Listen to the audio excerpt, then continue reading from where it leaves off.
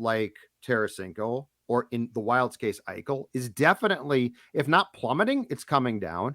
And as far as I can tell, Dex, on Eichel, who's left now? Minnesota, Vegas for sure, I think, would be left as well. The Rangers, I think, because it would be a splash there. But like apparently Montreal and yeah, Calgary have kick tires. yeah, and I'm sure he'd love going to Calgary. God. But that being said, like there's just, it's drying up. It's drying up. Yep. And so I think Bill Guerin, until he proves otherwise, and you know what? Derek Falvey has, so it could change. But Bill Guerin seems to be pretty damn calculated. Yeah. And I like what agree. I've seen. And so I just refuse to believe, oh my God, we didn't get Jack Eichel. Screw it. Let's plug Marco Rossi in.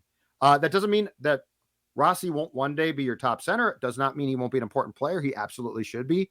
But that just seems like such a short-sighted, old school, I don't know if it's fair to say Chuck Fletcherian, but something like that.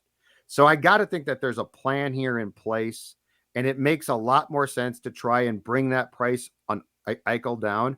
Okay, so here's my Eichel question then. The one thing that the Wild has to do, Dex, is it has to be, if it's money in, it has to be money out. You would like them to take Rask. Like we'll give That'd you the be world great. and take Rask. The reality is, in my world, with a trade that will probably get this deal done, they're not going to take Rask because they're not going to get nearly the haul that they thought, in which case they would just take Rask and like bite the bullet. This is the one.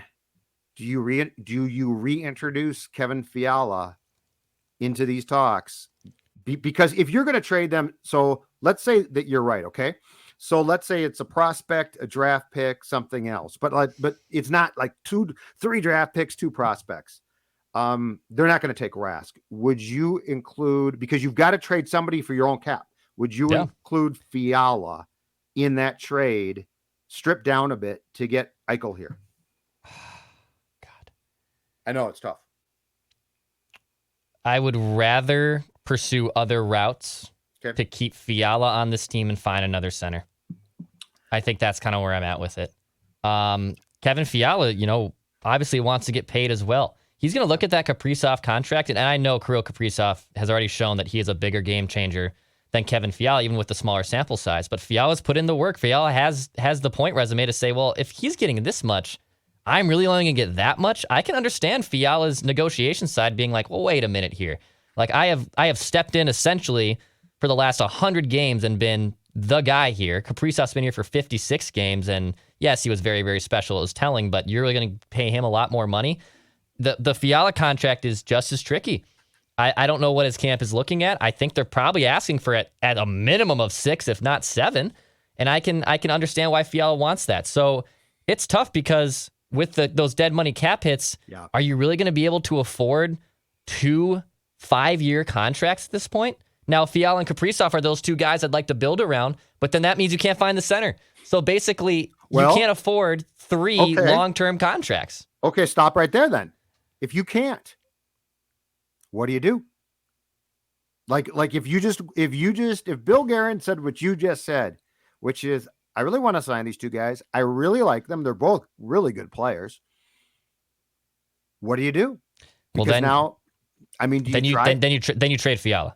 Like, then the obvious answer is to trade Fiala, because then you would hope that Kaprizov's here for 4 years, Boldy and Rossi are here, and then you use those entry-level contracts to bide you time. I think that's what would make the most sense, unfortunately. I can see Bill Guerin going down that path.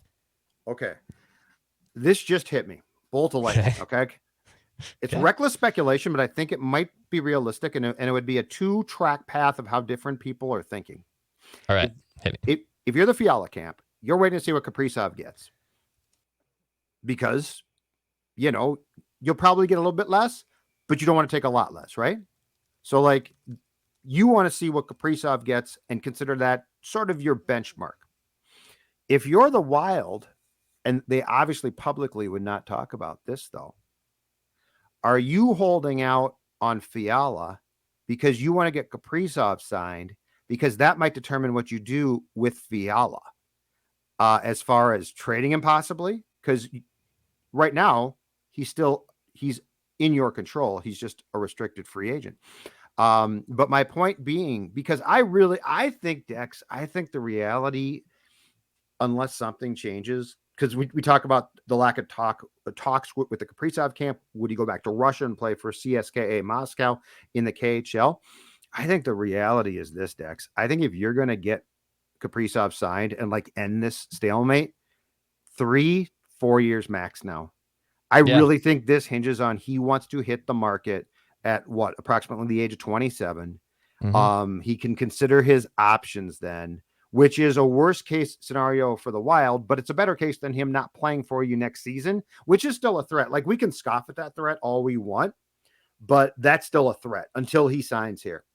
So, and if he's going to do a 3-year contract here, I wonder if you would try and then get Fiala locked up longer term to at least have some stability with a really good wing, because Kevin is, as opposed to if you do, like, if Kaprizov capitulates and you do a 7-year deal, now you might try and move Fiala. I think there's more going on here behind the scenes than we're giving it credit for, which is why they're like, ordinarily you'd be talking to Fiala getting that done, right? And Kaprizov might not be getting done, or you'd be really talking to Kaprizov constantly, and there wouldn't be a report of radio silence. I think there's more going on behind the scenes that we're not thinking of that is gumming this whole thing up. And I think the Kaprizov factor of, I want 3 years. Like, I want a lot of money, but in 3 years. And the Wild being like, we can't do that. And him being like, okay, then I've got some control here. Yep. I think that's a very confusing scenario of what I think might be going on. Yep. I think now the more logical path is, you just ink Kaprizov to a 3 or 4 year contract. Unfortunately, I know a lot of Wild fans will be bummed by that because he's definitely going to walk after that. And then you would cross your fingers that you lock up Fiala long term, but on shorter money. And Fiala's camp probably doesn't want to do that. Fiala is also saying, no, I just want to be paid. I want to get paid, and rightfully so. So if you gave Kevin a 6 or 7 year deal, at 6, just let's call it 6, the ceiling of $6 million, when he could probably get more in a shorter term, and I don't blame him for that, that would be the only path that really works out. Because then at that point, at least when the dead money cap hits really start to pay in, Kaprizov is gone, Fiala's locked in, hopefully Boldy and Rossi developed into something, but then how do you pay them 5 years from now too? So I think that's the route. The route is, unfortunately, a 3 or 4 year deal for Kirill Kaprizov. And you better hope to God, and by the way, and you and I have said it too, if it means a guarantee that I get a cup in 3 years and Kaprizov walks, I don't care. But that might be the gamble. Yeah, that's the gamble. It is the gamble. But I mean, that might be, but as much as you're trying to assure he's here long term, if this is what's going to get the deal done, but that's where you have to say, and we've talked about this a ton, we're going for a cup right now, which, by the way, I think Bill Guerin's trying to do. Like, he's never used the word we're trying to retool or rebuild and you know what? As far as windows of opportunity, look no further than the 2019 Twins. Yep. We thought they were going to the World Series in 2021. They suck. Anyway. All right. Great stuff.